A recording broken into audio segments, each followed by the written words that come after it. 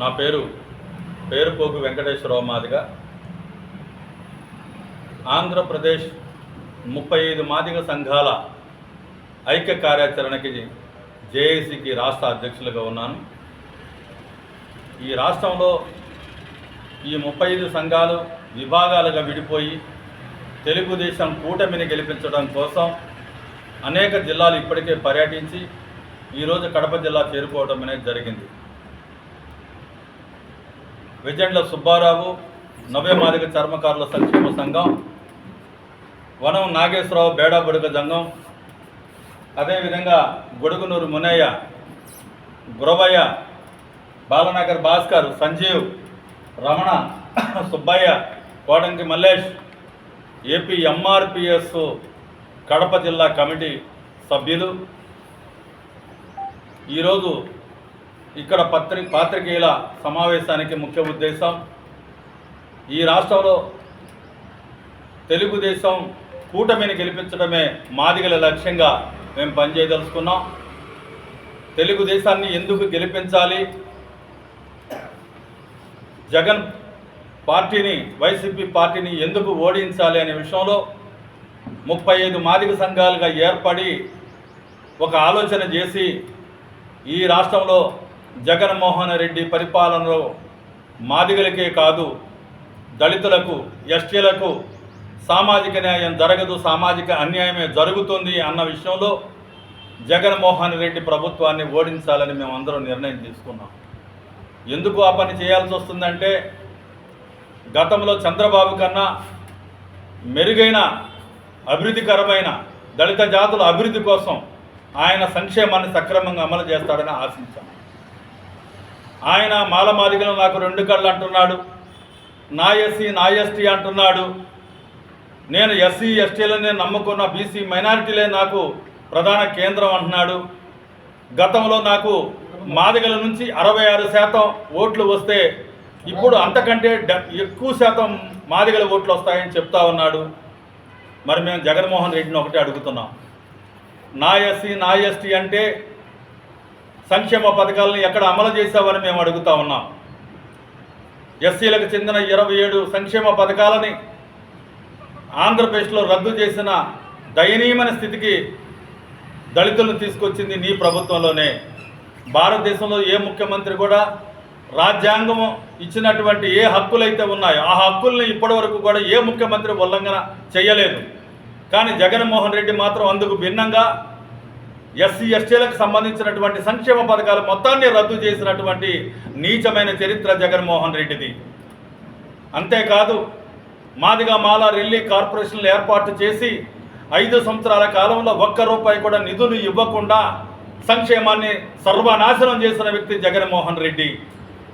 అదొకటే కాదు, SC ST sub plan నిధులని దారి మళ్లించడం వల్ల నవరత్నాల పేరుతో అన్ని కులాలకు తీసుకుపోయి మాకు చెందినటువంటి ఎస్సీ ఎస్టీ సంక్షేమానికి సంబంధించినటువంటి సప్లాన్ నిధులని నిర్దాక్షిణ్యంగా పార్టీకి ఉపయోగించి ఇతర కులాలకు ఉపయోగించడం వల్ల మేము 20 సంవత్సరాల పాటు వెనక్కి పోవాల్సిన పరిస్థితి వచ్చినందుకు కారణం జగన్మోహన్ రెడ్డి.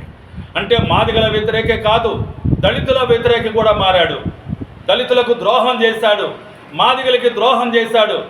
ఎస్సీ వర్గీకరణకు అనుకూలంగా తండ్రి బాటలో నడుస్తానని చెప్పి ఇడుపులపాయలో తీర్మానం చేసి అధికారంలోకి వచ్చిన 5 ఏళ్లలో ఎస్సీ వర్గీకరణ పైన ఊసే ఎత్తకుండా సుప్రీంకోర్టులో మాదిగలకి అనుకూలంగా, వర్గీకరణకు అనుకూలంగా వాదనలు వినిపించాల్సిన ఆంధ్రప్రదేశ్ ముఖ్యమంత్రి అడ్వకేట్ జనరల్ని నియమించకుండా మాకు తీరని ద్రోహం చేశాడు జగన్మోహన్ రెడ్డి.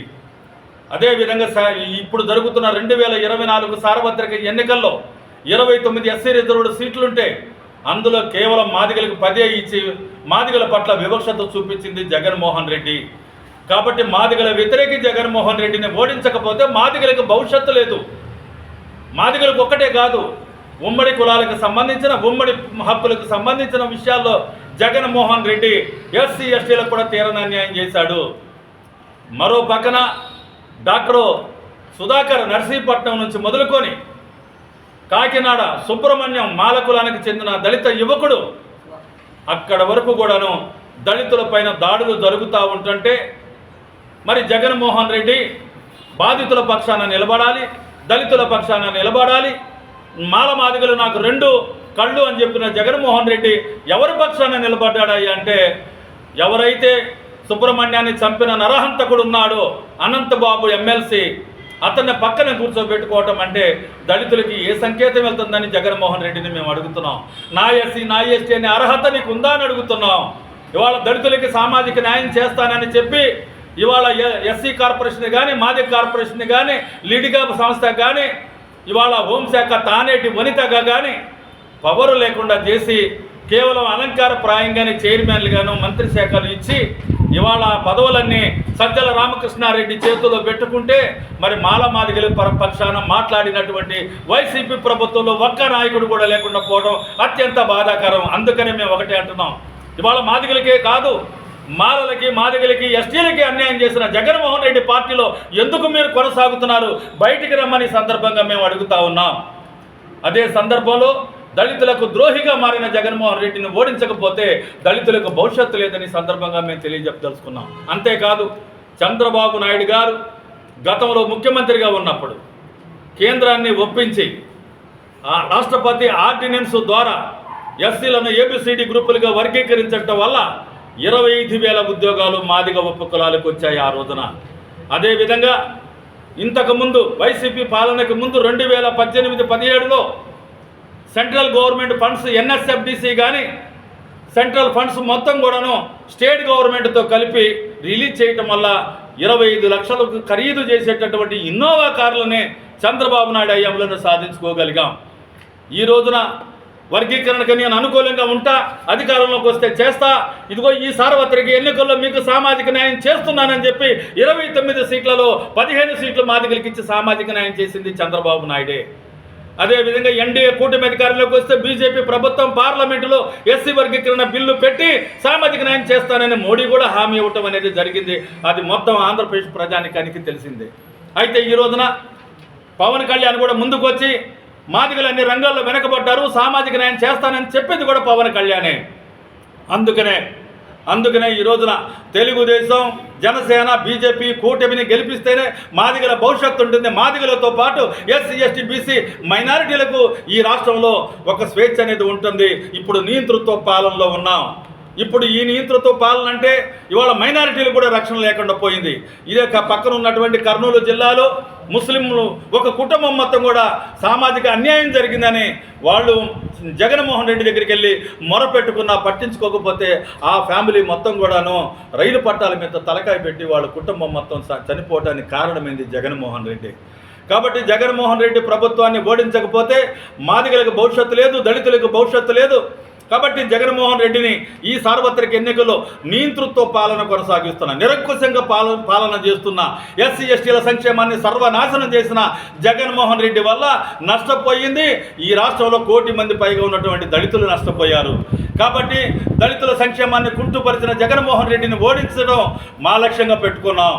చంద్రబాబు నాయుడు సామాజిక న్యాయం చేస్తానని, పాటిస్తానని మాట ఇచ్చిన చంద్రబాబు నాయుడిని గెలిపించే వైపుగా ఇవాళ ఆంధ్రప్రదేశ్లో ఉన్న 35 మాదిగ సంఘాలు కంకణం కట్టుకొని పనిచేస్తూ ఉన్నాయి. మాదిగలకి మేము ఒకటే చెప్తున్నాం, కడప జిల్లా వాసులు కూడా ఒకటే చెప్తున్నాం, చంద్రబాబు నాయుడిని గెలిపించుకుంటేనే మాదిగల భవిష్యత్తు, చంద్రబాబు గెలిపే మాదిగల గెలుపు, మాదిగలు గెలిపే చంద్రబాబు గెలుపు అనే నిర్ణయానికి మేము వచ్చామని సందర్భంగా తెలియజేస్తూ, చంద్రబాబు నాయుడిని గెలిపించుకోవడంలో మాదిగలు ముందంజలో ఉండాలని, మాదిగలతో పాటు ఈ నియంతృత్వ పాలన, ఒక ప్రజాస్వామ్య పాలనని అణిచివేస్తున్నటువంటి జగన్మోహన్ రెడ్డి పాలనని ఓడిస్తేనే మనకు భవిష్యత్తు ఉంటుంది. కాబట్టి ఎస్సీ ఎస్టీ బీసీ మైనారిటీ ప్రజలారా ఆలోచించండి. ఈ రాష్ట్రంలో జగన్మోహన్ రెడ్డిని ఇంటికి పంపిద్దాం, ఓడించి చంద్రబాబు నాయుడు కూటమిని గెలిపిద్దామని సందర్భంగా మేము తెలియజేస్తా ఉన్నాం.